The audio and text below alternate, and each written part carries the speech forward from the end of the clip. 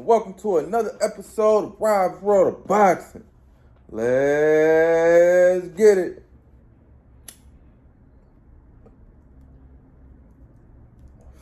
Alright, getting to the fight card we had over the weekend. It was something light, man. It's going to be a little light video. Getting to the fights that we got coming up this upcoming weekend, which is not a lot. So, yeah, it's going to be a quick video. All right, let's talk about the fights. Well, let's talk about the fight card we had over the weekend. It's Saturday, January 14th, 2023. Fight card was on ESPN, ESPN Plus. It was a top-ranked card. Top rank is Bob Arum, all those guys. It was the F.A. Ajaba, Steven Shaw fight card. All right, let's get into it. First fight I want to talk about on the card, it was an 8-round contest at 126 pounds. 126 pounds is featherweight, if you didn't know. It was between Brady Jr. and Ruben Cervera. Brady Jr. was 8-0, 4 KOs. Ruben Cervera was 13-3 with 11 KOs. So he had a lot of power. 11 of his wins was by KO out of 13 wins. All right, Cervera hit Brady with a right hand hook at the end of the 5th round that wobbled Brady's legs. Yeah, but other than that, I didn't know Brady Jr. was trained by Jerron Booth and his father, so that that was good to see that. Bozy Ennis is in his corner, so yeah, man, that's always a plus when you got a hell of a trainer in your corner, coming up in this sport. So yeah, that's nice.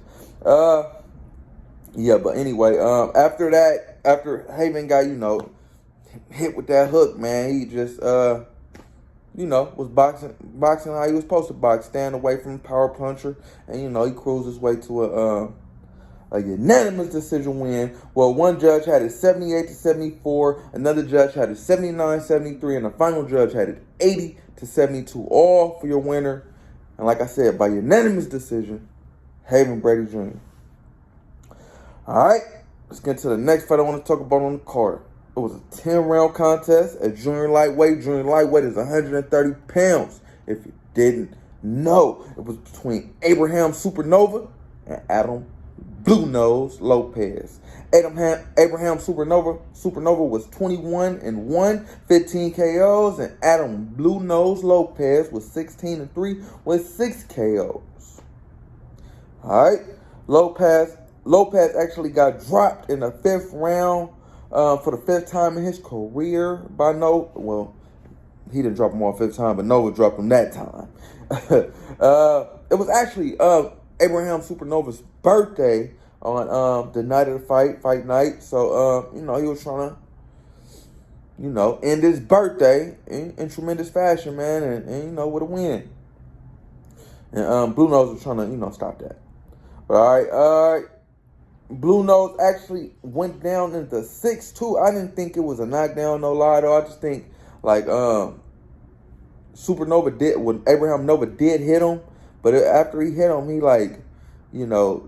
started trying to wrestle with him and grabbed him, Blue Nose being, and then went down. I don't think the punch made him to go down, more so of the grappling. All right, but nonetheless, the ref did rule it a knockdown, so, it's a knockdown.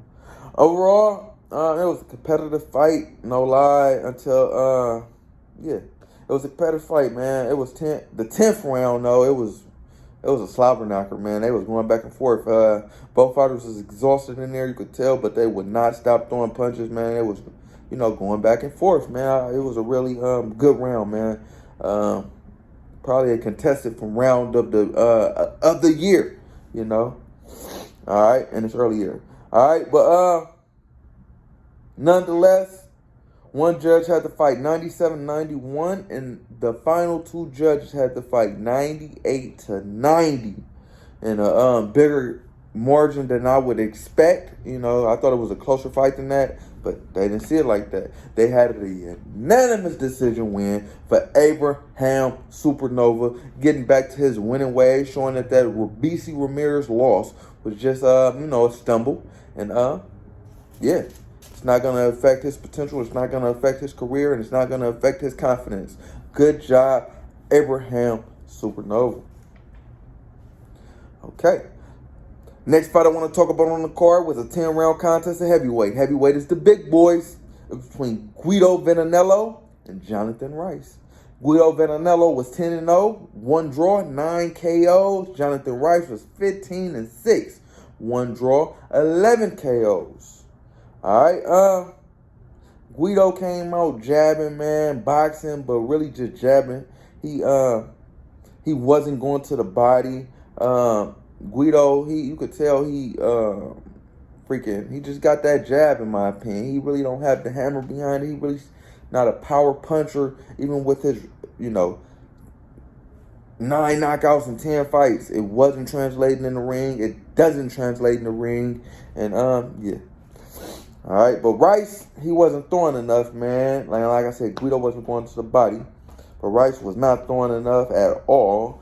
Rice actually cut Vianello in a 6th round from a right hand, though, when he did throw. The one and only, I think he threw like 4 or 5 punches in the fight, man. He was just waiting on Guido, Guido jabbing, trying to, get him on points. But the one punch he did throw, let loose, man, he busted. Caught Guido, man, and, over that left eye, man, and opened up the cut. And the cut was gruesome cut. It was the second time Guido been cut in his career, and ironically, it was over the same left eye in the same place. Yeah, man. But the ref actually ended up calling the cut. It came from an accident, accidental headbutt, and that was big, man. That was real big, because instead of a TKO win for Jonathan Rice, if it was a punch, they go to the scorecards. If it was a headbutt. So I feel like the ref, man, he was trying to kind of, fuck Jonathan over, for lack of words, man. Pause. Maybe he was kind of corrupted. I think, man. Talking about he didn't see a punch. But yeah, man, luckily the judges and everybody else came in a state that doesn't even, allow replay. New York City doesn't do replay, but I guess, they did replay, in that fight, because, fight commission or whoever came up, they told the ref, man, hey, man, let's check it back out, because we're trying to help you, and we're pretty sure that the cut was from a punch. So they went back, seeing that the cut was indeed from a punch, man, and the ref swallowed his pride, and ruled with the crew, what the crew had to say, giving Jonathan Rice a 7th round TKO win, and Guido Vianello his first loss, man, due to a cut. But it is what it is, man. It's boxing. Yeah, man, like I said, I didn't think Guido Vianello was, nothing to write home about in the first place. I felt like Bob Arum was pushing him along just from the fact that he's Italian, how he was, and I feel like he had a lot to prove, man. But now that train has been derailed by Jonathan Rice, man, and yeah, let's see what's next for Guido. I'm not excited to see Guido. He's, like I said, he's a jabber at the heavyweight division, man. He doesn't have a lot of power at the heavyweight division. That's going to be a problem. I see him as being a placemat for the young heavyweights coming up in the division in the future, man. That's my opinion for Guido Vianello. But let's see what the future holds for him. Jonathan Rice, man, you already done lost 6 times, man. But hopefully this gives you some confidence that you do have the tools to succeed in the sport, man. And step your game up. But good job this fight, Jonathan Rice. All right. Next fight I want to talk about on the card was the main event. It was a 10-round contest at heavyweight. Heavyweight is the big boys. It was between Efe Ajagba and Steven Shaw. Efe Ajagba was 16-1, 13 KOs. Steven Shaw was 18-0, 13 KOs. All right. It was a nice first round for Shaw. He was hitting, not getting hit, using his feet well, keeping a job on the outside. Yeah, man, using the ring. well. I really liked Stephen Shaw's first round. I really liked Stephen Shaw's whole fight. No lie, I liked his movement. I liked his defense. I like Stephen Shaw a lot. I don't remember seeing him, you know. I did see him, but I don't remember paying as much attention as I did last night. But I like him as a heavyweight, man, because not a lot of heavyweights are, you know, have good foot movement like that and are natural athletes like that. So I really like Stephen Shaw at the heavyweight division, man. But yeah, man, he was using the jab well, and I'm standing on the outside when the jab. And in my opinion, the jabber was, you know, marching forward and just following Shaw around the ring. He wasn't cutting the ring off or anything like that. But yeah, man, the judges actually seen it different. One judge had it not. Well, two judges had it 90. Well, sorry, all three judges had it the same, man. 96-94 for your winner by unanimous decision, Efe Ajagba, man. Giving him his 17th win of his career, you know, and his second win after his first loss. Good job, Efe Ajagba, man. And they put you in there with a guy who was basically like Frank Sanchez, the guy who beat you, you know, who's going to use his feet, use his boxing skills, and said they wanted to see if you can overcome that, man. I guess you did show them what they wanted to see, because they gave you the nod, man, and you overcame it, man. Good job, Efe Ajagba. I feel like Stephen Shaw won that fight, in my opinion, but the judges seen it different, man, so what can I say? But yeah, man, I'm looking forward to the future of Efe Ajagba. I want to see what he do in the future against the top heavyweights, and I'm looking forward to seeing Stephen Shaw in there against the top heavyweights as well, man. I feel like he, you know, he can be a problem. But yeah, man, good job, both guys. Good job, every fighter on that card. Like I said, you can't play boxing, man. Even if you lost, man. Good job, fighters. All right. Also, Bruce Shushu Carrington, he got a win on the undercard. He's now 6-0 with 3 KOs. He won by unanimous decision. And also, Dante Benjamin Jr. got a win. He scored a first round TKO win. He's now 5-0 with 3 KOs. Good job, young guys. I didn't get to see those fights. I didn't, you know, get to the card, you know, soon enough. But I had to throw y'all in there. Good job. All right. In other news, Shakur Stevenson, he finally has an opponent. He's a guy from Japan, if I'm not mistaken. I forget his name, but I know he's 16-0. And yeah, man, this is Shakur Stevenson lightweight debut, man. It's gonna be on April 8th, man. After 3 guys turned down the fight, finally got a fight against a 16-0 competitor. Let's see what he does. I heard the 16-0 guy just knocked out Nakatani. So, you know, Nakatani was, you know, something to write home about. So, haven't seen the Chinese guy or Japanese guy, but, you know, knocking out Nakatani. Let's see.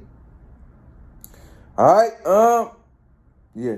Also, Inoue vacates all 4 of his bantamweight belts and moves up to 122 pounds. But, you know, where he's looking to become undisputed up there, man. So that's a good, you know, good for the 122-pound division. You know, a lot of those belts are going to be open now. So it's going to be, you know, some opportunity for some new champions at 122 pounds. And, yeah, man, Inoue's moving, well, at 118 pounds, sorry, it's going to be new champions.